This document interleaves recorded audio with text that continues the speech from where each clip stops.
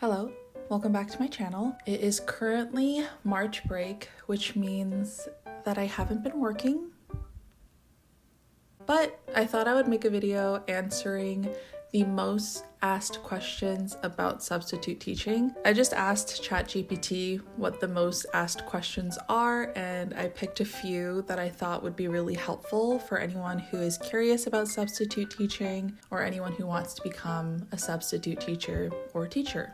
Now, this only applies to Ontario. You have to obviously know in your own region, and I live in Ontario, so I only know how to become a teacher in Ontario, so sorry. So the first question is, what qualifications do I need to be a teacher? In Ontario, you need at least a bachelor's degree and a Bachelor of Education. What degree you need depends on what age group you want to teach. The age groups are split into 3 different groups. So you have primary and junior, which is kindergarten to grade 6. You have junior intermediate, which is grade 4 to 10.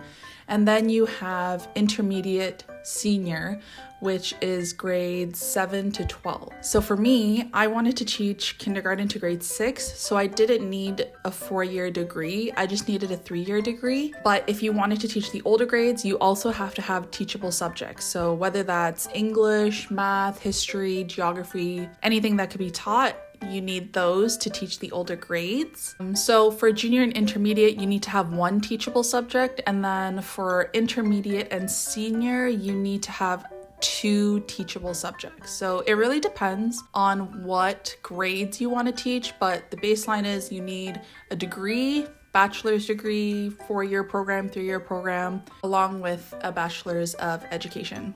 How do I apply to become a substitute teacher? This depends on the school board. Most school boards will use a website called Apply to Education, and some school boards will list it on their website. Apply to Education is a website that they use to post any open positions that anyone can apply to. And if you want to become a substitute teacher, then you just look for your school board and look for occasional teacher and then the year that you're applying for. You just follow the instructions for the application. So you upload your resume, references, your degree, and you just wait. A lot of school boards take their time when it comes to looking through the applications and sending out emails for interviews. For some school boards, I know the wait is a solid 3 to 6 months, so it really depends on the school board. If your application has been accepted, then you'll set up an interview date. I did mine through a Zoom call, and usually it's principals who do the interview with you. It's principals that have been chosen from different schools in the school board,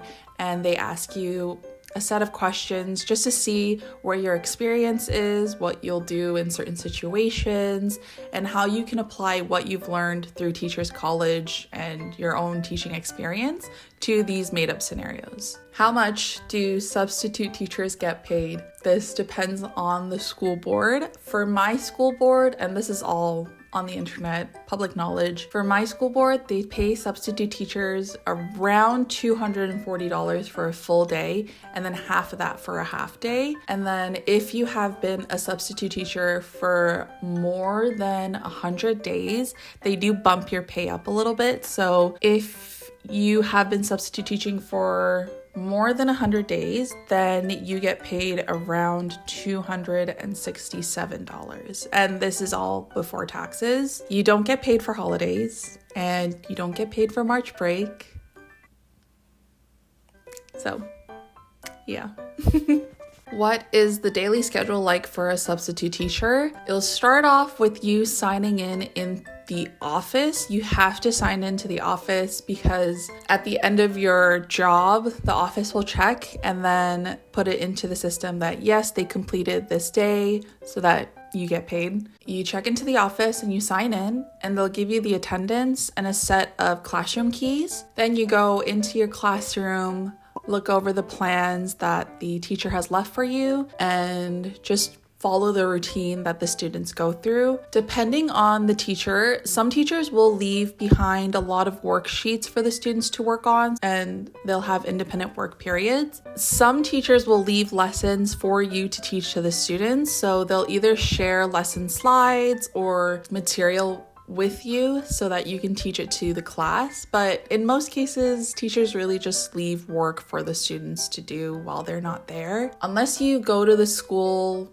frequently, like I do with my school, they won't leave you with a lesson slide or any lesson that you have to really teach. You also follow the teacher's schedule. So if the teacher has duty, then you have duty. If the teacher has a prep period, then you have a prep period. You're really just acting as the teacher and trying to keep that routine in order while the teacher isn't there.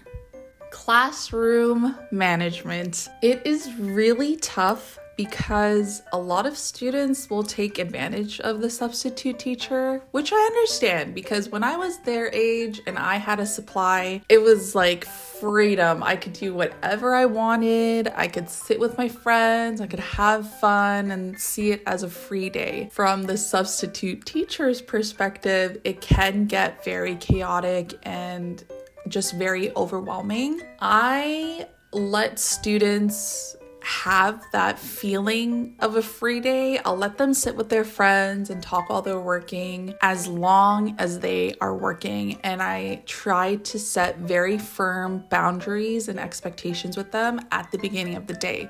I'll let them know that I am okay if you work with your friends.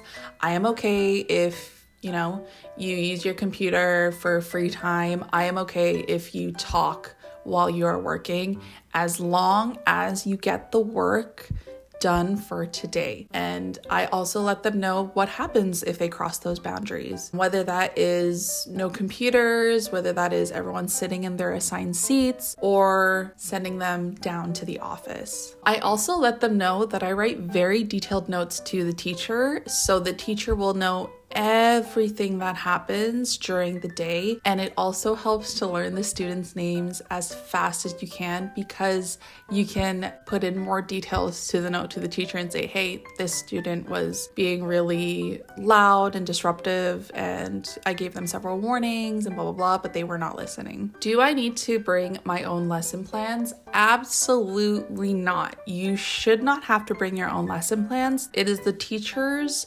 responsibility to prepare the lesson plan and any material for the lessons for the day. You should not be bringing lesson plans, although it is very helpful to bring activities and games and ideas for things that the students can do if they don't have work for the period. So coloring pages, crosswords, fun activities. Another really fun game to play with the kids, especially during language periods, is Wordle. They really like Wordle. So having these activities and ideas in the back of your head in case there is no lesson or worksheet for them is really helpful to have. But no, you do not need to prepare any lessons. The teacher will prepare them in advance and provide links, worksheets, things like that for you to use throughout the day. How do I handle a difficult or disruptive student? There are definitely a couple of things that you can do. For me, if I have a difficult or a disruptive student, I try not to call out on them in front of the whole class. I find that this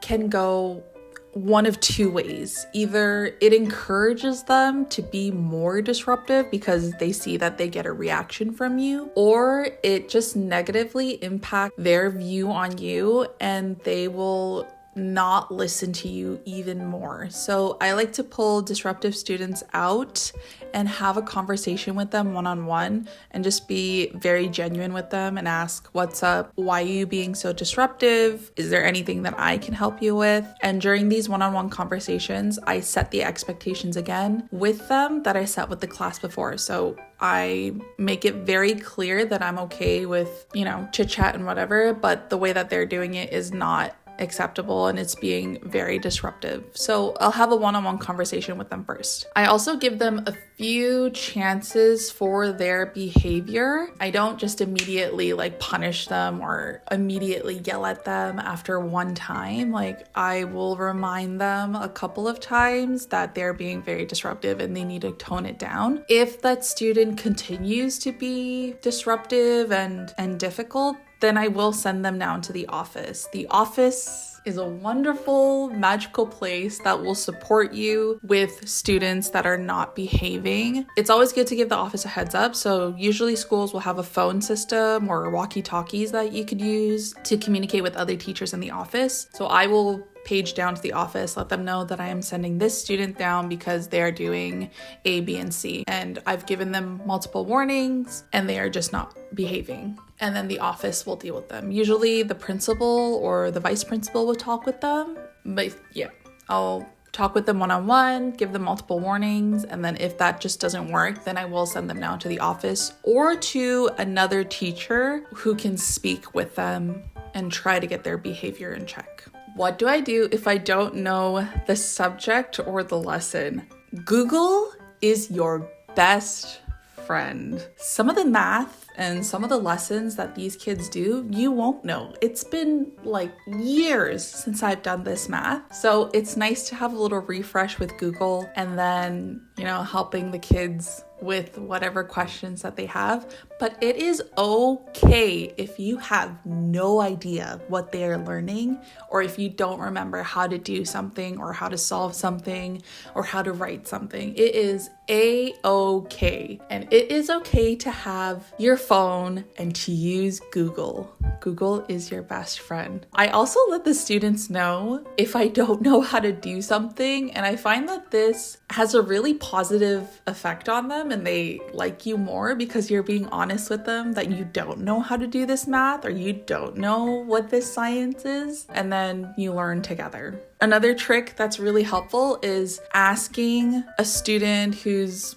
one of the smart kids in class to help teach the lesson or to help students with their work. It kind of boosts their confidence because they're now a part of the teaching process. And I find a lot of students really enjoy teaching their classmates. So using students who know the math. I like how I keep using math. That's because math is one of the subjects that I struggle in. But yeah, using the students to teach things that you don't know is really fun and really cool for the kids that you ask. And Google's my best friend, especially during French class. Google Translate, that's really all you need. Are there opportunities for long-term substitute positions? Yes, there are. These positions are called LTOs, which is long-term occasionals, and they're short-term contracts. It could be either 6 months or 1 year. Typically, they are for teachers who are on maternity leave, so you will take over that classroom until the teacher comes back. You have to apply for these positions, usually through the school board website or apply to education. And the way that you apply is very similar to the way that you apply to become a substitute teacher. You submit your resume, 2 references. Now, my school board likes to have references from people who are already in the same school board, but if you use people who are outside the school board, then you need more references. And then if you are picked, then you are interviewed by the school principal, and if they choose you to be the LTO, then you are in charge of that classroom for however long you have it for. If it's a short LTO, then the teacher will provide things for you. So for example, I did a really short LTO at the end of last year. It was just for a couple of weeks, and the teacher provided all the things that I would need to end off the school year. But in most cases, especially if it is a 1-year contract, then you are responsible for lesson planning, grading, report cards, teacher-parent interviews. You are basically acting as the permanent teacher for the length of your contract. Another way that you can get LTOs, like I mentioned before with my short-term LTO, if you are in the same classroom consecutively for more than 10 days, then the school has to give you an LTO contract, which is how I got mine last year. I was on for 2 weeks, and then after that they put me in as an LTO position, and I got paid more than I would have as a substitute. The pay for LTO changes as well, and that depends on what level you're at with QECO or something like that. And this is based off of how much schooling you've done, if you have any AQs or additional qualifications, and your years of experience. So whatever level you're at, you will get paid that much for the LTO position. I'll leave a little chart here. This is the little chart that they follow. This last question comes from Raquel Velasquez. I'm sorry if I said the name wrong, but they asked, "Hi, I was wondering if you needed a bachelor to be a substitute teacher." Yes, you do need a bachelor. If yes, what bachelor do you have? And if you plan on becoming a permanent teacher? My bachelor is just a very basic 3-year bachelor program. I did a Bachelor of Arts in Humanities because I just didn't want to have a teachable because I don't want to teach older grades. I do not plan on becoming a permanent teacher. I realized through substitute teaching that being a teacher just doesn't seem right for me. I love teaching and I love working with students, but schools are very different nowadays. It doesn't really feel like I'm teaching. It just feels like I'm managing behaviors, and I just haven't had the best experience being a teacher. However, I still want to use my degree and what I've earned for the future. So I'm actually going back to school and I'm getting my Master's of Education done with the University of Ottawa. And getting my master's just helps me get outside of the classroom and opens up more job opportunities, whether it be in education or the corporate life. But yeah, I do not plan on becoming a permanent teacher. It was a really tough decision to make because I've been working to become a teacher my whole life, and it's just really sad that it doesn't feel right for me. I will still be substitute teaching while I am getting my master's done, which is going to take about a year.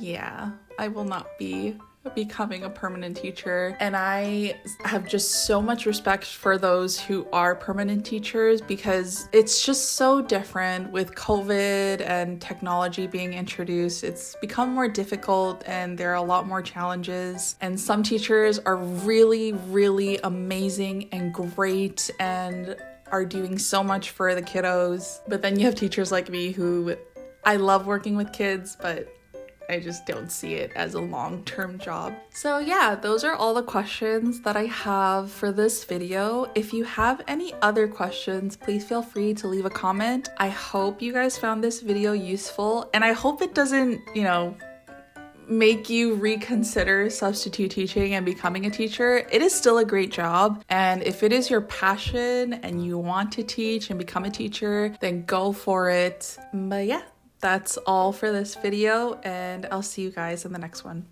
Bye!